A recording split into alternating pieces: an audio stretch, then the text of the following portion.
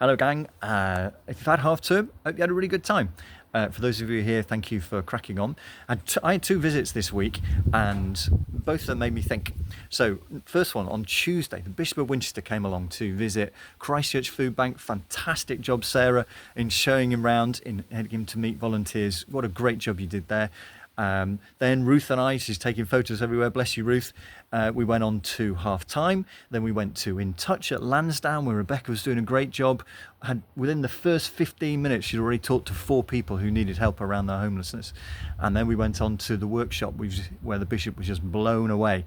He pointed me to a report done by a group called Theos a few years ago, which was something like doing good and doing God. And it was about Christians rolling up their sleeves, more so in the last 10 years than in any time in the previous 100.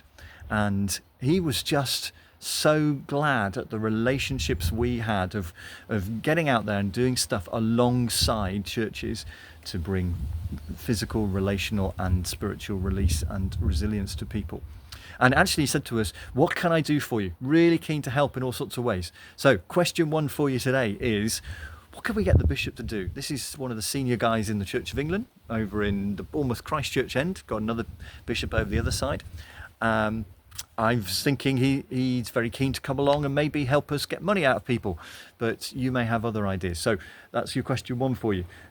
Question 2 is based on another visit I had. So having talked last week about maybe election candidates coming to your setting and just being a little bit careful about photos and things like that, I had a visit from one of the local candidates here at home.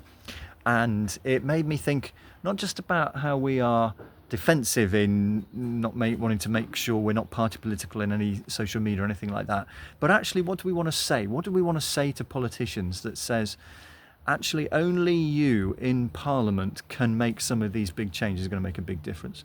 So I was chatting with Nick about this. He was talking about the 2-child limit for child benefit. He was talking about the 5-week wait for universal credit that's still in place.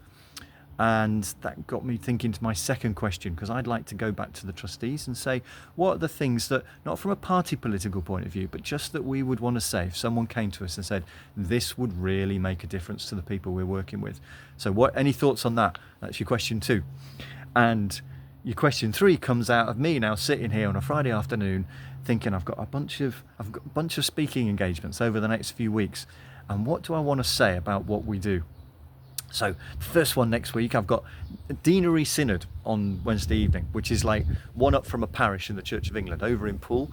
So they've invited us along. They want to talk about social justice.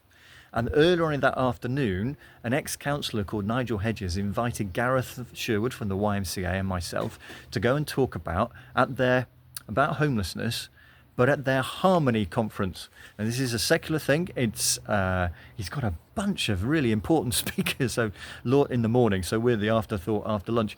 The Lord Lieutenant's going to be there, the High Sheriff's going to be there, other people to talk about how we seek to bring harmony in society.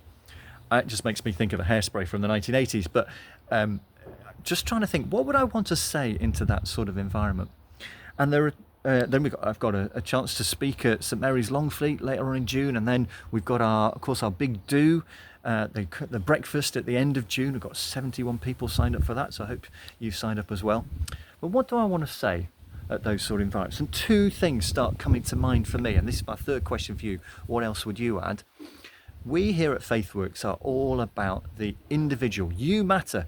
Whether you're overlooked by people, you matter. We want to take time with you. Don't want you lost in the big picture. So I'm sitting here because behind me, I don't know what you can see in the background, over there is a bird box, which was made in our carpenter's workshop. And for the first time in 4 years, we actually had a family of great tits who had a nest and successfully reared some young, and they've just left. And I was thinking, in the big picture of this garden, that individual family were important, especially for us, because we were, as sad old middle-aged people, quite interested in what was going on in our bird box. But on a more serious note, what you guys have been doing at Smile for that one lady who's been working in and out the refuge, and the time you've spent on an individual, the time we spend on individual at each food bank and CMA, it could be half a year, homelessness. Every person matters. I think that's a really important message for us. And then the other one it takes me back to a quote that I found. About 1 million different people are supposed to have said, but it's a wonderfully named George Washington Burnap, that everybody needs something to do, someone or something to love, and someone or something to hope for. And it really resonates with, we want to bring physical resilience to people, material resilience, if you like, relational resilience, and spiritual resilience to people. And those messages, I think, for me, are really clear about what we do. But I wonder what you would say into that. Anyway, to finish off, too long, I've spoken.